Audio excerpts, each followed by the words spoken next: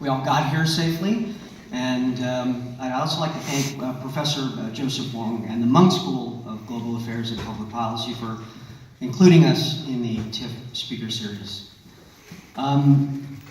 Something that you may or may not know, but the Toronto Public Library System is the busiest public library system in the world.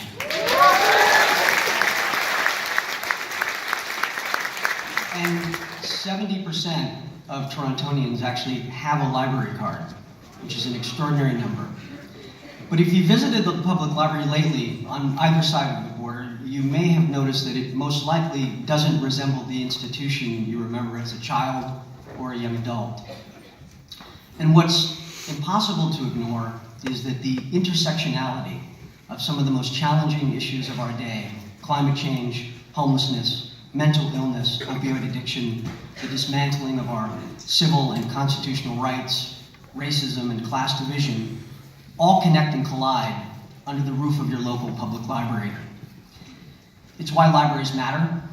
It's why librarians have become de facto social workers, first responders, and the unsung heroes of our day.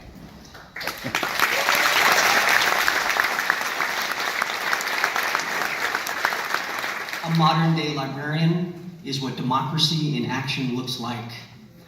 Our film is dedicated to them. So I want to share some words with you by American novelist and activist Anne Lamott, who is largely credited with saving and preventing the closure of the John Steinbeck Public Library in Salinas, California, because some politicians believe that one of the ways to balance the county budget was to close a library named after one of the great American novelists. Ms. Lamott writes, "A free public library is a revolutionary notion, and when people don't have free access to books, then communities are like radios without batteries.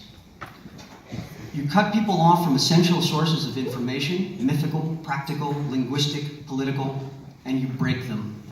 You render them helpless in the face of political oppression. At a time when the world is quite literally on fire, and oppression continues to rain down on the poor and the marginalized, our film is a timely celebration of peaceful, nonviolent civil disobedience. And the only thing we weaponize is literature." So